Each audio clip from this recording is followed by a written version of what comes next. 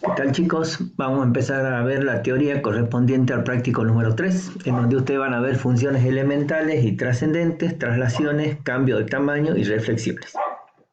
Lo que importa en este gráfico es que ustedes, a medida que vayan estudiando, sepan relacionar una fórmula con el gráfico correspondiente y al revés también. Dado el gráfico, puedan ustedes proponer cuál es la forma correspondiente para ese gráfico. Eso es lo más importante que tienen que saber en estos casos. Bueno, vamos a ver gráficos especiales. Digamos, cuando ustedes tienen un determinado gráfico, el mismo puede trasladarse, puede reflejarse, agrandarse, achicarse, ¿sí? Entonces hay que ver todos esos casos, qué es lo que ocurre y qué es lo que lleva a eso. En este caso lo que podemos hablar es de que se producen transformaciones rígidas. Transformaciones rígidas es cuando la posición del gráfico cambia, pero no cambia su forma. Entonces vamos a ver este primer caso que corresponde a traslación. Bueno, en este caso, dado el gráfico de una determinada función y un valor c mayor que 0, vamos a tener una serie de gráficos con relación al original, una serie de gráficos que tiene una serie de modificaciones con respecto al original, ¿sí? Entonces, fíjense en este primer caso, dice igual a f de x más c. Entonces, en este caso se traslada el gráfico de f c unidades hacia arriba. Entonces, ustedes pueden ver, este es el gráfico original que pasa por el origen. Entonces, al sumarle un número, lo que ocurre en este caso es que el mismo se desplaza c unidades, en este caso 4, hacia arriba, ¿eh? Y adopta esta posición ahora. La forma, fíjense, no cambió, cambió la posición, ¿eh? Mientras que si tengo f de x menos c, ¿eh? Entonces se traslada c unidades hacia abajo. O sea, el gráfico en cuestión, al restarle 2 unidades, baja en ese caso 2 unidades con relación al original. Bueno, entonces quiere decir que un número solo, ¿ven? Ustedes tienen f de x más o menos c, este número solo lo que hace es un desplazamiento, lo que produce un desplazamiento vertical. Bueno, ahora tenemos igual a f de x menos c dentro del argumento de la función. Entonces se traslada el gráfico c unidades hacia la derecha. Entonces tengo x menos c, se trasladó 2 unidades, en este caso, hacia la derecha. 2 unidades con relación al original. Este es el original, se trasladó 2 unidades hacia la mano derecha. ¿Sí? Mientras que f de x más c se traslada el gráfico c unidades hacia la izquierda. ¿Sí? Entonces ustedes fíjense aquí, tenemos x más 3, se trasladó 3 unidades hacia la izquierda. ¿Sí? Bueno, ¿cómo se van a dar cuenta de esto? Ustedes fíjense aquí, f de x menos 2. ¿Qué valor hace 0 eso? El 2. Entonces, ¿el 2 hacia dónde está? Hacia la derecha. Entonces, son 2 unidades hacia la derecha. Mientras que en este otro caso, ¿qué valor hace 0? Este paréntesis sería el menos 3. Entonces, 3 unidades hacia la izquierda. Es una manera de darse cuenta rápidamente hacia dónde, si hacia la derecha o a la izquierda se produce este desplazamiento. Ahora, puede ser que ocurran los dos desplazamientos a la vez. Por ejemplo, tengo este caso. La función original es la que pasa por el origen, ¿sí? Y ustedes tienen allí f de x menos 3 más 2. Entonces este más 2 que nos está indicando que son 2 unidades hacia arriba. 2 unidades hacia arriba. Y este, ¿qué valor hace 0 este paréntesis? Sería el 3. Entonces nos están diciendo 3 unidades hacia la derecha. Quiere decir que el gráfico de G se va a desplazar 3 unidades hacia la derecha y 2 unidades hacia arriba. Entonces esta es la nueva posición que toma ese gráfico, con relación a la original, que el original era este. Este es el original. En cambio, si tengo f de x más 2 menos 3 es el que este menos 3 nos estaría indicando 3 unidades hacia abajo, y lo pregunta en este caso, ¿qué valor hace 0 esto? Sería el menos 2, entonces decimos 2 unidades hacia la izquierda. Entonces en este caso el gráfico de G se va a desplazar 2 unidades hacia la izquierda y 3 unidades hacia abajo. Entonces esta es la nueva posición de ese gráfico. Ahí lo tienen marcados los dos gráficos con relación al original. Bueno, también puede ocurrir reflexiones. Reflexiones que se reflejan con respecto a algún eje. En este caso, cuando ustedes colocan un signo menos delante de la función dada, el gráfico que se obtiene es el reflejo de f con respecto al eje de las x.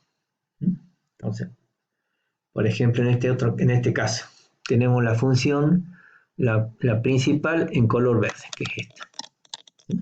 Entonces, ¿qué es lo que va a ocurrir allí? Al anteponer un signo menos, lo que está positivo se va a hacer negativo. Entonces, fíjense, en toda esta rama que es positiva, viene a parar aquí, con su valor negativo. Esta también que es positiva, viene a parar aquí abajo con su valor negativo.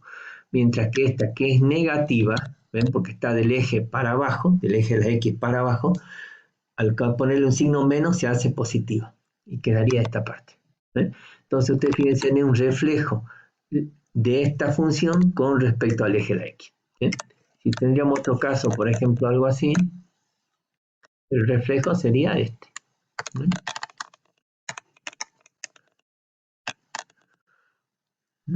Entonces, lo que pasa allí es que se refleja con respecto al eje de la X.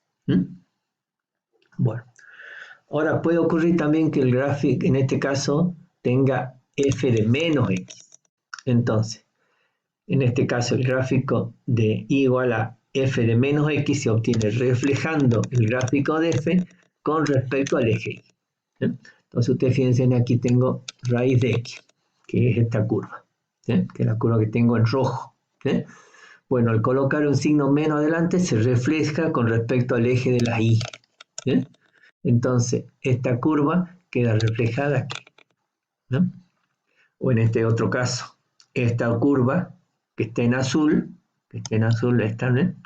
Se refleja con respecto al eje de la y. Bueno, entonces al anteponer un signo menos en la X, el reflejo con respecto al eje de la Y. Bueno, luego puede ocurrir un estiramiento o comprensión. Allí ya cambia la forma. Entonces, dado el grado de la función f, el gráfico de una constante por la función estará.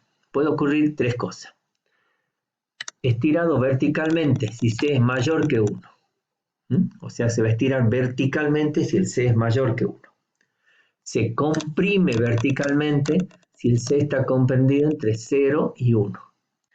Y si c es negativo, se combinan los dos casos anteriores.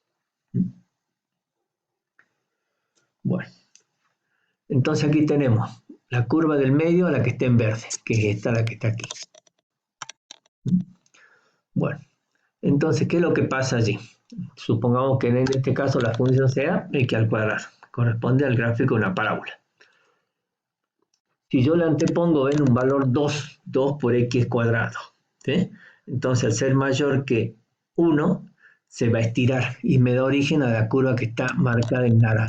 ¿Ven? Que se estiró, está más arriba. ¿Sí? Si yo en lugar de un 2 le hubiese colocado un 4, estaría mucho más arriba todavía. Si les coloco un 10, mucho más arriba. Vean, mayor valor va a estar cada vez más estirada.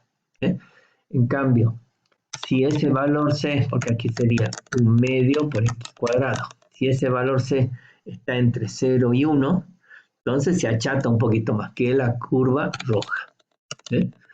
Si yo le pondría un octavo, 1 sobre 16, la curva se va a ir achatando cada vez más. Puede ocurrir algo así, por ejemplo. Bueno, y lo que ustedes observan aquí en el gráfico inferior es los casos combinados anteriormente. Allí, al colocarle un signo menos adelante, se refleja con respecto al eje de las X, y ocurre lo mismo que pasaba con los casos 1 y 2 anteriores.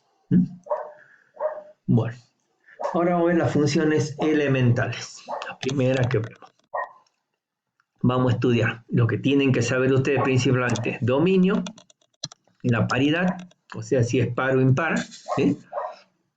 Y la monotonía, o sea, si es creciente o decreciente. Paridad, si era par o si es impar.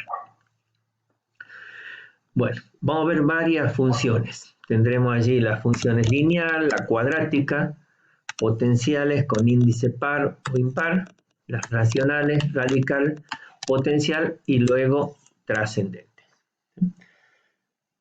Las funciones lineal y cuadrática ustedes ya las vieron en cursos anteriores o en el curso de ingreso, ¿sí? Entonces eso están en las diapositivas, pero eso ustedes las van a analizar posteriormente, ¿sí? La primera función que tengo es la función polinomial, ¿sí? Es aquella dada por esta fórmula que ustedes ven a continuación, ¿sí? Donde decimos polinomio de grado n en x, ¿sí?